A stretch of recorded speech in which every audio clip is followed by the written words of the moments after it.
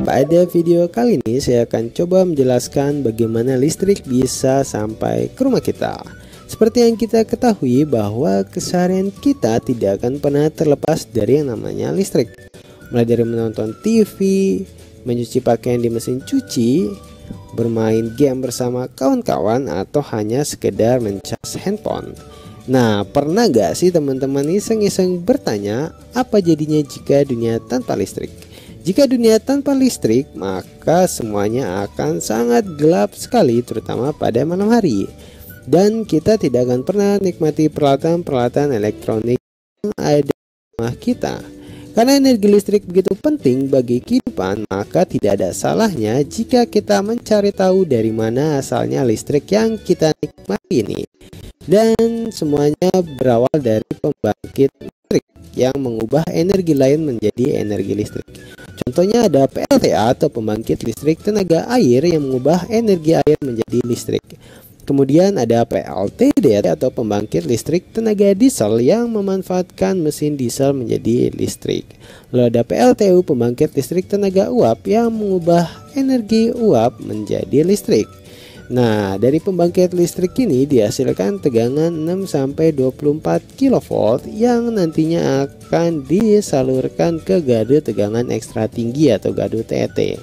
Di gardu ini terdapat trafo step up yang berfungsi untuk menaikkan tegangan menjadi 500 kV atau tegangan ekstra tinggi.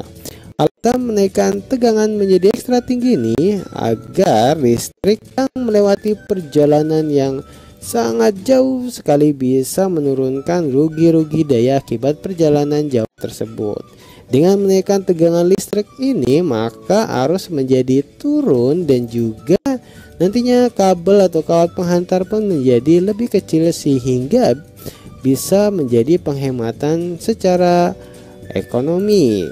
Selain itu, tegangan 500 kV ini akan masuk ke gardu tegangan tinggi yang di sana juga terdapat trafo down. Di trafo step down ini tegangan diturunkan menjadi 150 kV. Alasan penurunan tegangan dikarenakan memang jarak sudah tidak terlalu jauh dan sudah banyak rumah-rumah penduduk sehingga memang tegangan perlu diturunkan agar menjadi lebih aman. Kemudian tegangan 150 kV ini masuk ke gardu induk untuk diturunkan lagi oleh trafo step down menjadi tegangan 20 kV atau tegangan TM. Nah, tegangan 20 kV ini nantinya akan disalurkan ke pelanggan TM atau pelanggan tegangan menengah seperti pabrik-pabrik industri. Selain disalurkan ke pelanggan TM, tegangan 20 kV ini nantinya juga akan masuk ke gardu distribusi yang biasanya berupa gardu tiang. Di sana terdapat trafo step down yang berfungsi untuk menurunkan tegangan menjadi 220 volt dan nantinya akan disalurkan ke rumah-rumah penduduk atau rumah kita salah satunya. Baik anak-anak, setelah anak-anak menyaksikan bagaimana arus listrik itu mengalir di rumah kita, sekarang kita belajar rangkaian listrik yang terdapat di rumah kita. Silakan anak-anak boleh sambil membuka buku tema 3-nya halaman 31. Nah, rangkaian listrik di rumah kita itu disalurkan melalui rangkaian kabel listrik, di mana rangkaian kabel itu umumnya dipasang di atap rumah atau ditanam di dinding. Nah, rangkaian kabel itu dapat tersusun secara seri ataupun paralel. Nah, yang pertama kita akan belajar rangkaian listrik seri. Rangkaian seri itu adalah rangkaian listrik yang disusun sejajar atau berderet. Rangkaian ini tersusun teratur dan berurutan.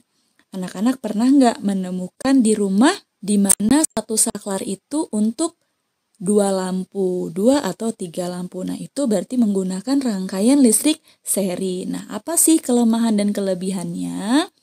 Kelebihan dari rangkaian seri adalah praktis dalam memasangnya. Kemudian daya antar listrik itu lebih stabil, kemudian daya listrik terbagi secara merata. Kemudian kelemahannya atau kekurangan dari rangkaian seri adalah Jika satu lampu bermasalah, maka lampu yang lain juga ikut bermasalah. Kemudian, banyaknya arus listrik yang mengalir sehingga lebih boros penggunaannya. Jadi itu ya nak, kalau misalkan rangkaian seri, satu lampu mati, maka lampu lainnya pun ikut mati. Nah, berikut adalah contoh gambar rangkaian seri. Nah, diperhatikan di sini ada baterai, kemudian ada saklar, dan ada bola lampu. Arus listrik itu dapat mengalir ya nak ya, apabila kabel yang dihubungkan dari kutub negatif sumber energi itu bertemu ke kutub positif sumber energi. Jadi kabelnya tidak boleh terputus ya nak ya. Saklar ini berfungsi untuk mematikan atau menghidupkan lampu. Jadi ingat, arus listrik itu bisa hidup apabila bertemunya ya sumber energi ini dari kutub negatif ke kutub positif. Kemudian ini adalah contohnya yang kedua ya, di sini ada baterai, ada lampu. Seperti itu. Jadi, lampu yang menyala itu akibat adanya arus listrik dari sumber energi dari kutub positif ke kutub negatif. Jadi, rangkaian listriknya itu sejajar atau berderet ya nak ya. Kemudian kita masuk ke rangkaian listrik paralel. Rangkaian paralel adalah rangkaian listrik yang dipasang secara bercabang. Nah, kelebihan dari rangkaian paralel adalah yang pertama, lebih efisien dalam penggunaan energi listrik. Saat dipasang beberapa lampu, seluruh lampu menyala sama terang. Kemudian, jika satu lampu bermasalah, maka lampu yang lain tetap menyala. Untuk kekurangannya adalah, yang pertama, agak rumit dalam pemasangannya, karena dia harus memotong-motong kabel ya sehingga menjadi bercabang. Kemudian, semakin banyak percabangan, maka kuat arus akan menurun. Kemudian boros biaya karena membutuhkan komponen yang banyak. Jadi itu adalah kelebihan dan kekurangan rangkaian listrik paralel. Nah, gambar contohnya seperti apa? Nah, ini adalah contoh rangkaian paralel di mana di sini ada baterai, ada kabel dan lampu. Nah, di sini ada cabangnya ya nak ya. Jika misalkan lampu ini mati, ya, maka lampu lainnya masih tetap menyala karena ada aliran listrik di sini. Ya, melewati ini. Kemudian kalau lampu yang bawah mati, yang atas juga tetap menyala karena ada arus listrik melewati alirannya. Seperti itu. Ini adalah contoh yang kedua, ya, sama saja. Ini adalah cabang seri pertama, cabang seri kedua, atau yang disebut dengan rangkaian paralel. Gabungan dari rangkaian seri.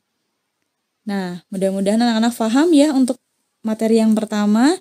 Silahkan dikerjakan tugasnya, silahkan dibuka halaman 32. Di bagian ayo rumuskan, itu ada tabel, silahkan dikerjakan. Kemudian kita akan lanjut ke materi berikutnya. Nah, sekarang anak-anak perhatikan gambar di bawah ini. Nah, di sini Ibu akan menjelaskan bagaimana lampu bisa menyala atau mati. Di sini ada rangkaian listrik paralel, ya. Di sini Ibu akan jabarkan terlebih dahulu. Ini ada baterai, kemudian S1 ini saklar 1, S2 ini saklar 2, L1 lampu 1, L2 lampu 2, L3 lampu 3, L4 lampu 4, kemudian L5 itu lampu 5. Oke, baik. Jadi, misal nih, saklar 1 dalam posisi off, ya nak ya. Berarti saklar 1 itu mati, tidak berfungsi. Maka apa yang akan terjadi? Apakah lampu 1, lampu 2, lampu 3 akan menyala? Nah, sekarang coba kita lihat. Lampu itu akan menyala apabila ada arus listrik yang mengalir. Sekarang coba kalau kita salurkan dari kutub positif. Coba kita jalan ke sini, kemudian ke sini, melewati ini, posisi off, ya artinya terbuka. Apakah ada arus listrik yang mengalir?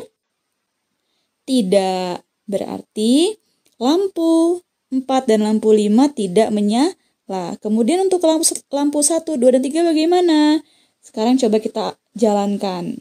Dari kutub positif, jalan menuju kutub negatif. Melewati sini, apakah sudah tertutup? Bisa melewati? Ternyata tidak bisa. Kenapa? Karena posisi saklar 1 masih dibuka atau masih posisi mati. Nah, sekarang kalau misalkan nih, saklar 2 kita matikan. Ya, Nak ya. Lampu mana saja yang hidup? Nah, sekarang kita lihat ya. Arus listrik yang mengalir itu melewati apa saja? Kalau dari kutub positif, ya, kita lewat sini, bisa nggak? Nggak bisa, karena saklar 2-nya posisi mati. Sekarang coba kita lewat jalan yang lain. Melewati sini. Bisa? Bisa? Oke, bisa ya, ketemu kutub negatif. Jadi, apabila saklar 2 ini dimatikan, maka lampu yang menyala adalah lampu 4 dan lampu 5. Sekarang, kalau misalkan nih, ada lampu yang rusak. Nah, ini kan termasuk rangkaian paralel, di mana ada rangkaian serinya, yaitu seri yang pertama, seri yang kedua. Ada 2 yang sejajar. Nah, misal nih, lampu 3 mati. Oke, lampu 3 mati. Lampu mana sajakah yang mati dan yang hidup? Lihat, teman-temannya di mana? Yang sejajar dengan lampu 3 itu otomatis mati. Kenapa? Karena arus listriknya tidak bisa mengalir melewati lampu 3. Berarti yang mana saja yang mati? Otomatis lampu 1 dan lampu 2 ikut mati. Lampu mana saja yang menyala? Yang menyala adalah lampu 4 dan lampu 5. Sampai sini bagaimana? Apakah bisa difahami? Mudah-mudahan bisa difahami ya, Nak. Sekarang kita masuk ke contoh berikutnya. Nah, perhatikan gambar di bawah ini. Ya, di sini ada baterai, ada saklar 1, saklar 2, saklar 3, lampu 1, lampu 2, lampu 3, lampu 4, lampu 5. Ingat, arus listrik itu bisa mengalir atau lampu bisa menyala apabila ada arus listrik yang mengalir dari sumber energi kutub positif ke kutub negatif. Sekarang coba kita perhatikan, misal nih, lampu 2 yang mati ya, Nak ya. Lampu mana saja yang menyala? Lampu 2 mati ya, Nak. Berarti lampu 1 masih bisa hidup karena lewat sini. Lampu 4 bisa melewati ini. Lampu 5 juga bisa melewati ini. Nah, lampu 3 ikut mati. Kenapa? Karena lampu 2 sejajar dengan lampu 3. Nah, sekarang kalau kita memasuki kondisi saklar. Misal, saklar 3 mati. Maka lampu mana yang mati, lampu mana yang hidup? Berarti aliran listrik ya yang melewati saklar 3 atau yang sejajar dengan saklar 3 itu otomatis mati. Mana saja yang hidup? Sekarang kita coba lihat mana saja sih yang bisa terlewati kabel listrik. Yang pertama lampu 1. Coba kita perhatikan lampu 1 dari kutub positif jalan. Karena sini mati, maka kita lewat atas, sini hidup, sini hidup, sini hidup, selesai. Jadi lampu 1 menyala. Kemudian lampu 2. Lewat sini bisa juga menyala. Kemudian lampu 3 juga menyala. Lampu 4 dan lampu 5 mati. Kenapa? Karena sampai sini sudah dijegat oleh saklar 3. Jadi lampu 4 dan 5 mati. Lampu 1, 2, dan 3 menyala. Sampai sini bagaimana anak-anak? Sudah paham? Kalau sudah paham, silahkan dikerjakan soalnya. Silahkan dibuka bukunya. Ya, Nak ya. Halaman 63.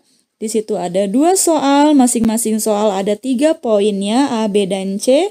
Silakan dikerjakan di buku tema 3-nya.